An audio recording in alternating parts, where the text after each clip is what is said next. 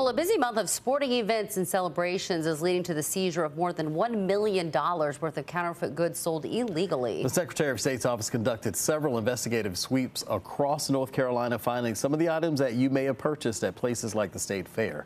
CBS 17's Ben Boken is joining us live from the Secretary's office with a look at the month-long sweep and some of the things that they found. Yeah, right in this building behind me lies an entire stockpile of counterfeit goods that were seized throughout the month of October. Now, some of those goods include sports clothing, jewelry, and even fake Labubu dolls. At a glance, a lot of this merchandise looks like the real deal. But when you take a closer look, there are flaws that prove the items are counterfeit. All of these illegitimate products were seized throughout October, totaling more than $1 million worth of goods. Secretary of State Elaine Marshall tells us there's a serious risk involved with a quick bargain. You're supporting criminals. So I would hope that your moral compass would be a little stronger than your desire for a certain fashion thing. You're supporting bad people.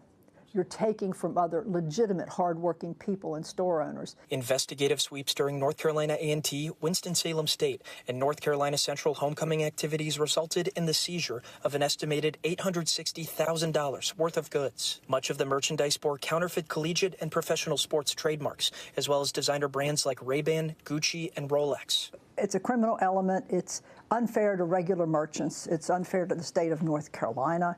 And in this case, some of these merchandise or similar merchandise is for scholarship funds at the universities. Law enforcement also seized more than $208,000 in counterfeit merchandise, including more than 500 counterfeit Labubu plush dolls, watches, and T-shirts at the State Fair. It appears to be of lesser construction, stringy, messy writing, misspelling. Those are all absolute signs. You don't have to know a whole lot about the actual configuration of the item to know that. An operation at the Hickory Flea Market resulted in the seizure of nearly $85,000 in counterfeit merchandise.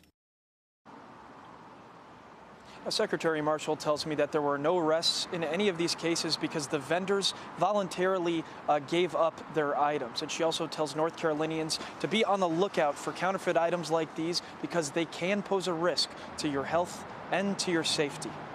We're live here in Raleigh. Ben Boken, CBS 17 News. All right, Ben, thank you.